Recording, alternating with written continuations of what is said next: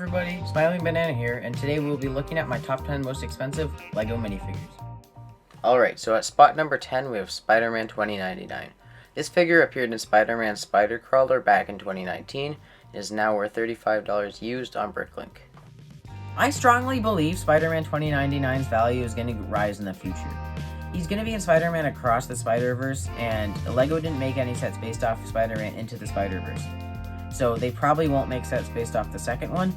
If they don't, then the only way you'll be able to get the Spider-Man 2099 figure is the aftermarket. Seeing how much Spider-Man Noir spiked after the movie came out, Spider-Man Into the Spider-Verse, then I do think Spider-Man 2099 will go up massive in value.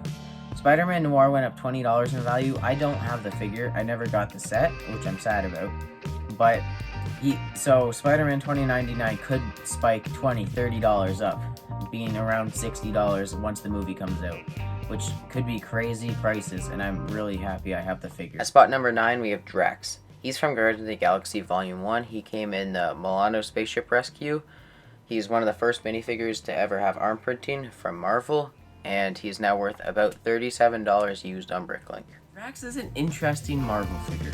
Why? Because LEGO's only ever made 2 of him. One for Guardians Volume 1 and one for Guardians Volume 2. I am lucky enough to even have the one from Volume 1 because I didn't start collecting LEGO Marvel till Guardians of the Galaxy Volume 2, Avengers Age of Ultron, like around then.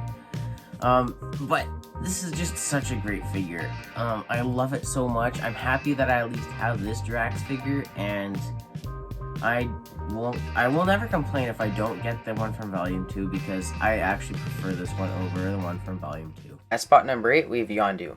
He came in the Guardians of the Galaxy Volume 2 wave of sets and appeared in Aisha's Revenge. He also introduced a brand new mold for his fin and is now worth about $40 used on Bricklink. So Yondu, it's Yondu, come on, I can't really say much about this figure. He introduced the golden arrow piece, he introduced this fin piece that's only been used for this figure. Probably will never be used again, honestly. It's just a great figure. This is one of my favorite figures in my collection out of all my themes, Harry Potter, Marvel, the little bit of City I have. And it's just a magnificent figure. I'm surprised it isn't worth more after Guardians of the Galaxy Volume 2 came out because, we're never going to see him again. Unless, he did come out in What If. He was in that one episode. But, I feel like Yondu should be worth a little bit more, but I honestly don't think he will. I think this will be the only figure we ever get of him, though. So, if you don't have him yet, I would pick him up just in case he does show up in anything else and he goes up in value. At spot number 7, we have Doctor Strange. This figure came from Avengers Infinity War and came in the Sanctum Sanctorum Showdown. This is the only Doctor Strange figure to have a 2-piece cape and is worth about $42 used on Bricklink.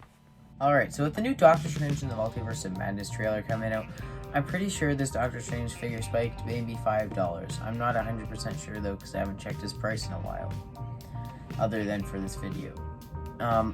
With Doctor Strange in the Multiverse of Madness coming out, this is arguably the best Doctor Strange figure we've had if you don't like the new molded cape. I personally prefer it just because I like taking it on and off more so I can have it for my display, but some people don't really like it.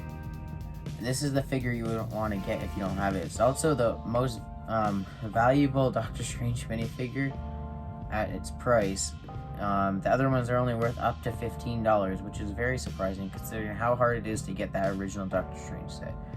This figure could go up in value after Doctor Strange Multiverse of Madness. I don't expect it to, just because we've gotten other Doctor Strange figures and they would probably go after those ones before going after this one. At spot number 6, we have Iron Man Mark 46. This figure came in the superhero airport battle from Captain America Civil War, and there's not much to say about him other than he's a great figure. This figure is worth $45 used on Bricklink. Iron Man Mark 46. Let's talk about this figure. He only came in the superhero airport battle from Civil War, the big airport scene from the movie. That's why he's expensive, because he came in a big set that's really hard to get now. And he's an okay figure. He's not my favorite Iron Man minifigure I have. You'll see him later. But he's a very good representation of Iron Man Mark 46 from the movie. He's got the proper emblem on his chest, or his arc-reactor shape. He has a pretty detailed mask, which was kind of rare to get.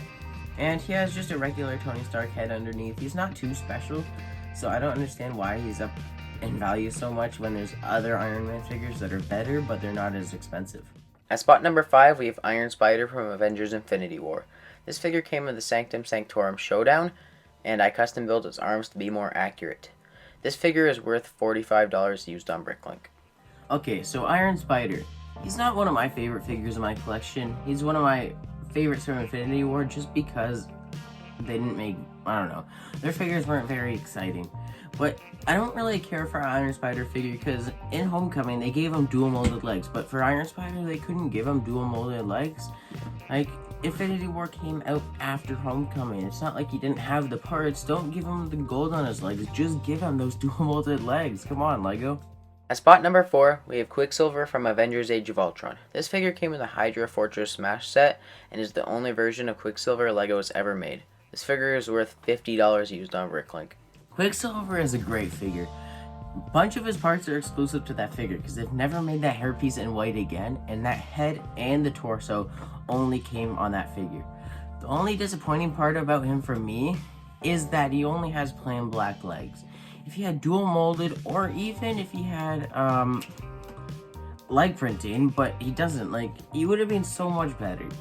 Even just giving him that Star Wars like cargo pants legs, that would have been so much better for him.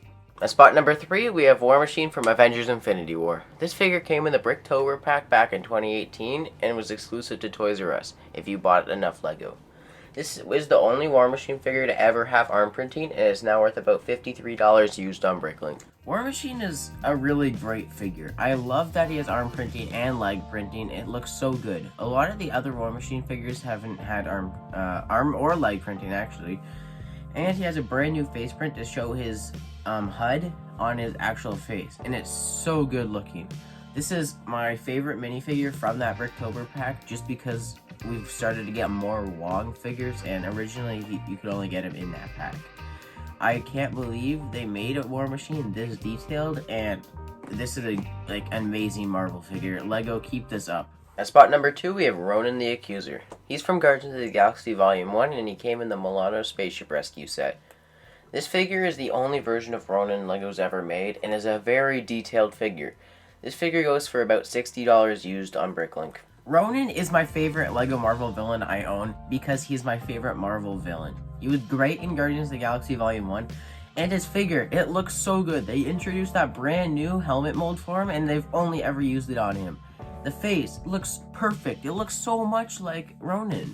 Like, I don't know if they could have done him any better. He does come with a hammer. I just don't have it on him right now, and I can't believe this figure.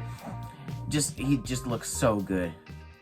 Before we get to spot number 1, here's some of my honorable mentions. This is Hawkeye from Captain America Civil War. He came in the Tanker Truck Takedown set. This figure goes for about $30 used on Bricklink, and is one of the best Hawkeye minifigures Lego has ever made.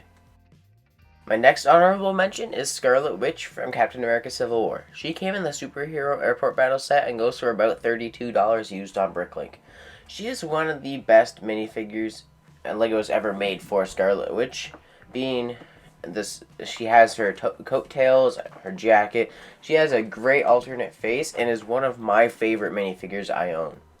At spot number 1, we have Silver Centurion from Avengers Age of Ultron. This figure came in the Avengers Age of Ultron video game polybag and goes for around $75 used on Bricklink. This is the only Iron Man minifigure to have dual molded legs and arm printing and printing on the legs, and it just looks fantastic. What can I say? Silver Centurion only makes sense to be my number 1 most expensive minifigure because he was exclusive to the polybag.